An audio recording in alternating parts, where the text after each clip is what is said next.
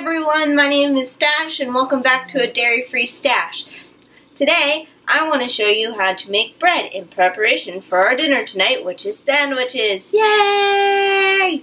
So, I am making an instant potato bread. I am doing this because it is much harder to find any day that is dairy-free in the stores. So I have turned to making my own bread. I'm going to be using a bread machine today. Lovely bread machine. But if you don't have a bread machine, don't worry. You can knead with your hands on a flat surface, like a countertop that is clean, some flour covering the surface so your dough does not stick, and a bowl to start out with.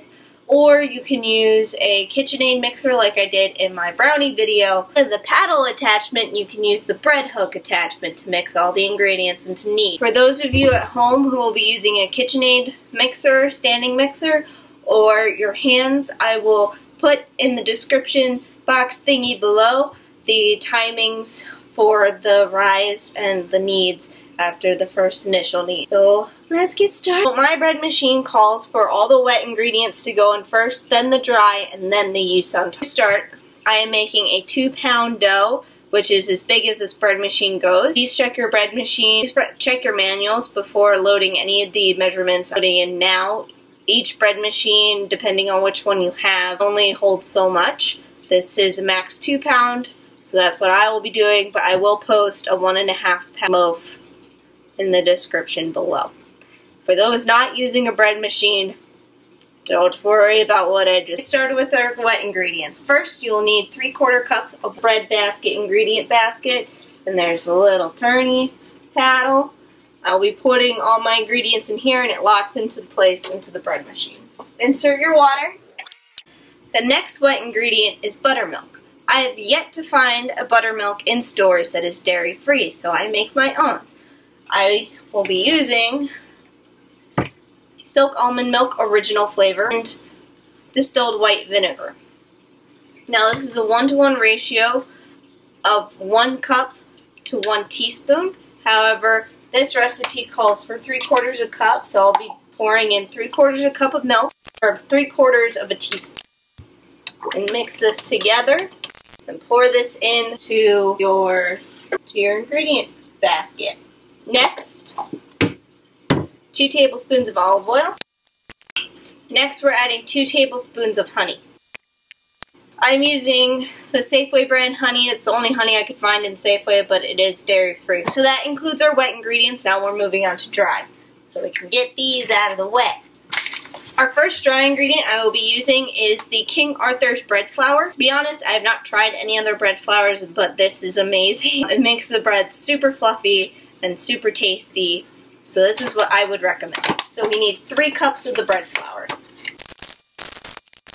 Then we will need to add our instant potato flakes. This is the Safeway brand potato flakes, mashed potatoes. It was the only dairy-free one.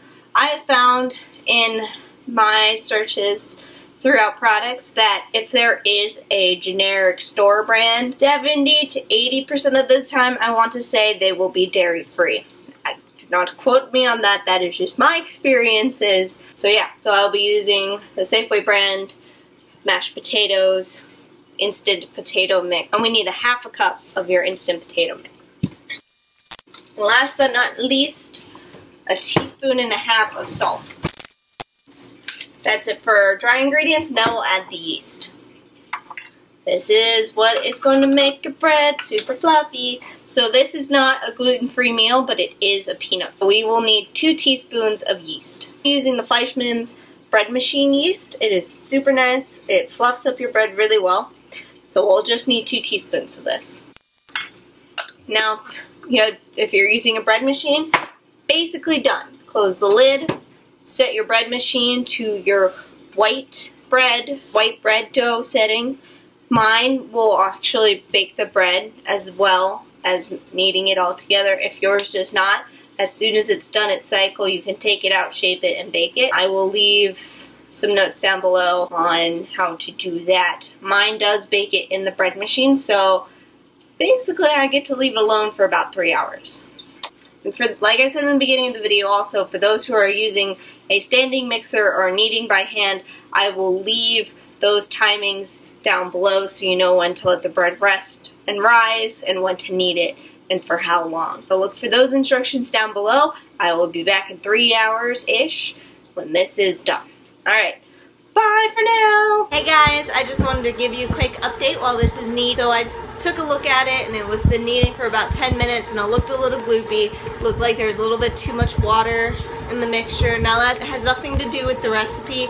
Sometimes depending on the weather or the humidity or how your kitchen is, whether it's hot or cold, sky is purple, it could be literally anything.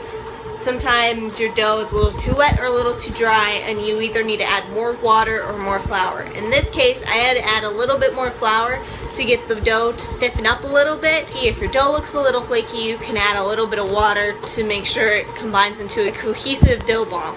I'm gonna take a look.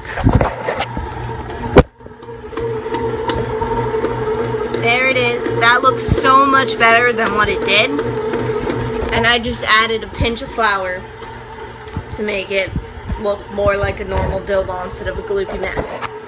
I will see you once this is all done and I'll show you how to take it out and eat freshly baked bread, which is the best thing ever. Alright, see you in like 3 hours.